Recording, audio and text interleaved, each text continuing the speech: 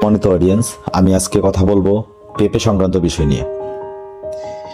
পেঁপে সবজি ও সালাদ হিসাবে কাঁচা পেঁপের বেশ কদর রয়েছে।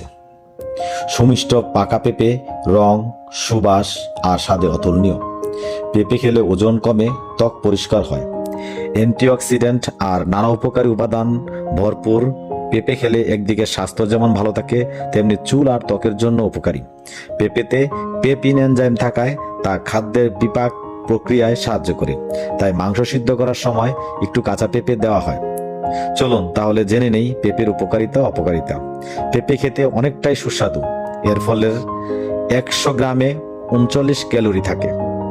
প্রোটিন, কার্বোহাইড্রেট, আঁশ, vitamin A, B, C, D আছে পেঁপেতে। এছাড়া potassium, phosphorus, iron, calcium, sodium ও অ্যালবুমিন এনজাইম থাকে পেঁপেতে। পেঁপে অনেক রোগ সারাতে কার্যকর। এটা শত শত বছর ধরেই স্বীকৃত। হজমের জন্য এই ফল খুবই উপকারী। অনেক ক্ষেত্রে পোকামাকড়ের কামড়, অল্প পোড়ায় পরিত্রাণ পেতে পেঁপের জুস লাগালে উপকার পাওয়া যায়। বিশ্বজুড়ে কসমেটিক তৈরিতে পেঁপে ব্যাপক হারে ব্যবহৃত হচ্ছে।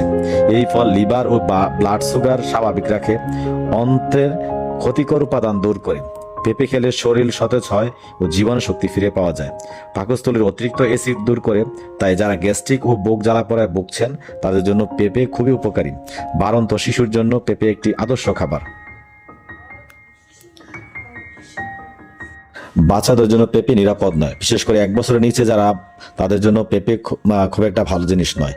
অন্তঃসত্ত্বাদের জন্য পেঁপে খুব ক্ষতিকারক। শ্বাসকষ্টজনিত সমস্যা সৃষ্টি করতে পারে, হজমের সমস্যা বৃদ্ধি করতে পারে।